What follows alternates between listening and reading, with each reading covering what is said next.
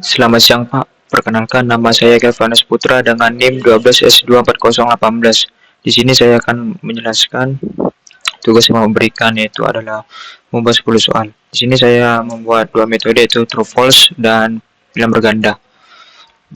Soal yang pertama yaitu diagram interaksi dan diagram urutan sekuensi diagram adalah artefak yang dihasilkan pada fase requirements analysis. Di sini jawabannya salah Pak, karena pernyataan ini menyebutkan bahwa diagram interaksi dan sekuensi diagram dihasilkan pada fase requirement analysis dan lebih berfokus pada pengumpulan dan analisis kebutuhan sistem, seperti apa saja fungsinya yang dibutuhkan oleh user. Biasanya artefak yang dihasilkan berupa use case, requirement specification, dan deskripsi kebutuhan sistem. Sedangkan sekuensi diagram dan interaksi diagram termasuk ke dalam tahap desain karena diagram tersebut sudah menggambarkan bagaimana objek saling berinteraksi secara detail dalam sistem. Jadi pernyataan nomor satu ini salah Pak. Yang kedua, encapsulation didefinisikan sebagai pengikatan atribut dan perilaku terkait ke dalam satu unit yang bertanggung jawab penuh untuk melindungi datanya sendiri. Jawabannya itu adalah benar Pak, karena konsep dasar encapsulation dalam OOP adalah prinsip yang menyatakan bahwa data atau atribut dan perilaku dan disebut juga metode digabungkan dalam satu kesatuan yang disebut kelas. Selain itu, encapsulation juga berfungsi untuk melindungi data agar tidak dapat diakses secara langsung dari luar kelas, melainkan harus melalui metode tertentu. Dengan demikian, pernyataan nomor 2 ini benar Pak. Yang ketiga, variabel dengan penanda statik kelas level hanya akan ada di memori setelah sebuah objek dari kelas tersebut dibuat menggunakan kata kunci new. Di sini pernyataan tersebut salah karena menyatakan bahwa variabel statik hanya ada di memori setelah objek dibuat. Variabel statik adalah variabel milik kelas atau sebut kelas level, bukan milik objek. Variabel ini akan langsung dialokasikan ke memori ketika kelas tersebut pertama kali ada, bahkan sebelum ada objek yang dibuat menggunakan keyword not word new. Jadi pernyataan yang ketiga ini salah Pak. Terus yang soal keempat, dalam hubungan composition, bagian part dari suatu objek tidak dapat berdiri sendiri dan siklus hidupnya sangat bergantung pada objek utama. Pernyataannya ini adalah benar, karena pernyataan tersebut itu sesuai dengan konsep composition dalam relasi antar objek. Composition juga adalah hubungan yang sangat kuat antara objek utama whole dan objek bagian part, di mana objek bagian tidak dapat berdiri sendiri tanpa objek utama, yang artinya siklus hidup objek bagian sepenuhnya bergantung pada objek utama. Jika objek utama dihapus atau dihilangkan, maka objek bagian juga akan ikut hilang. Dan pernyataan yang keempat ini benar Pak. Terus yang kelima, ekspresi kondisional pada while loop dievaluasi setelah badan pengulangan repetition body dijalankan satu kali. Di sini pernyataan tersebut salah karena menyebutkan bahwa kondisi pada while loop dievaluasi setelah badan loop dijalankan satu kali. Sebenarnya pada while loop, kondisi diperiksa terlebih dahulu sebelum perulangan dijalankan. Jika kondisi bernilai false sejak awal, maka isi loop tidak akan pernah dieksekusi. Dan konsep tersebut itu sesuai dengan prinsipnya do while loop, di mana badan loop akan dijalankan minimal satu kali sebelum kondisi diperiksa.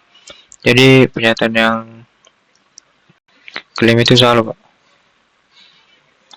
Terus yang keenam, variabel tipe primitif dalam Java menyimpan referensi yang menunjuk ke lokasi objek di dalam memori.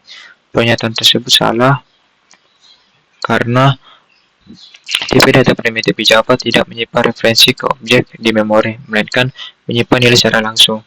Contoh tipe data primitif ini adalah integer, float, double, char, dan boolean.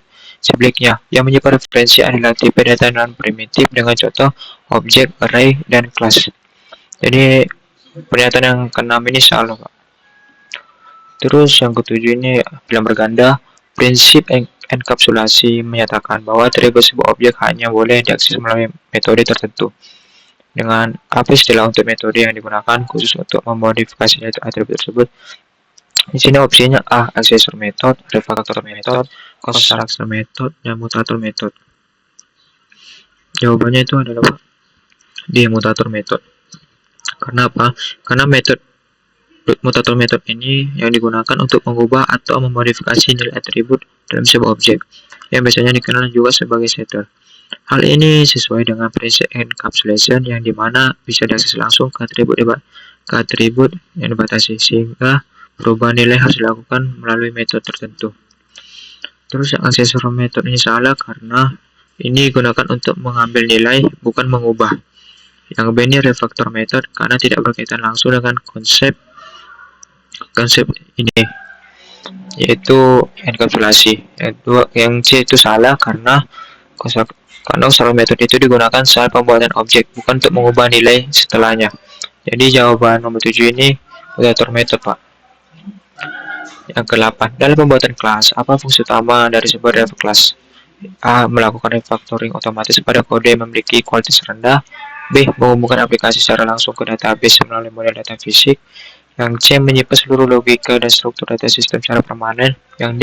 Bertindak sebagai program utama yang menginstansiasi objek dan mengatur interaksi antar objek.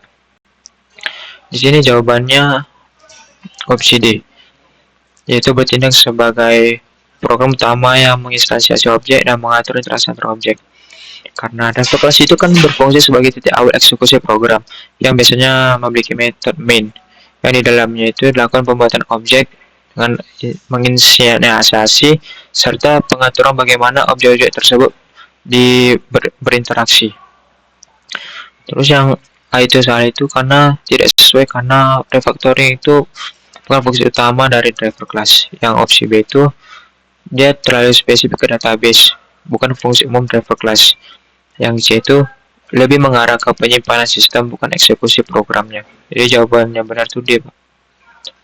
Terus yang ke-9, dalam konteks objek oriented, apa yang dimaksud dengan status state dari sebuah objek? Opsi A itu lokasi objek tersebut di dalam struktur value project. Yang B, status koneksi objek tersebut ke jaringan internet. C, kumpulan perilaku atau metode yang bisa dijalankan oleh objek tersebut. Dan D, kumpulan atribut beserta nilai-nilainya pada satu waktu tertentu. Jawabannya itu D, Pak, yaitu kumpulan atribut beserta nilai-nilainya pada satu waktu tertentu. Karena di dalam OOP, state dari sebuah objek itu menggambarkan kondisi objek tersebut pada satu waktu yang ditentukan oleh nilai-nilai atributnya. Nah, yang A itu salah karena tidak termasuk karena itu berbicara tentang lokasi file. Yang ke B ini tidak ada hubungannya dengan konsep atau prinsip OOP. Terus yang ke C ini adalah termasuk behavior method dan bukan termasuk state. Terus yang soal ke-10, pada tipe data primitif Java, apa yang membedakan tipe float dengan tipe double? Yang A, hanya double yang merupakan tipe data penotasi objek. B, float tidak dapat menampung nilai negatif. C, float digunakan untuk bilangan bulat sedangkan double untuk desimal. Dan D, double memiliki tingkat presisi dan kapasitas memori yang lebih besar dibandingkan float. Jawabannya itu adalah D. Double memiliki tingkat presisi dan kapasitas memori yang lebih besar dibandingkan float. Karena perbedaan utama antara float dan double itu adalah pada tingkat presisi dan ukuran memorinya. Double menggunakan 64 bit sehingga bisa dan mampu menyimpan angka desimal dengan presisi lebih tinggi. Sedangkan float hanya 32 bit yang di sana kalah dengan double karena dia tidak presisi dibandingkan double. Nah, yang A itu salah karena keduanya itu bukan tipe objek. Yang ke B itu salah karena B itu tidak masuk karena float itu tetap bisa bernilai negatif. Yang ke C itu salah karena float juga digunakan untuk bilangan desimal. Jadi jawaban yang benar itu D, Pak. Sekian penjelasan saya, Pak. Jika ada kata yang salah, mohon dimaafkan, Pak. Selamat siang, Pak.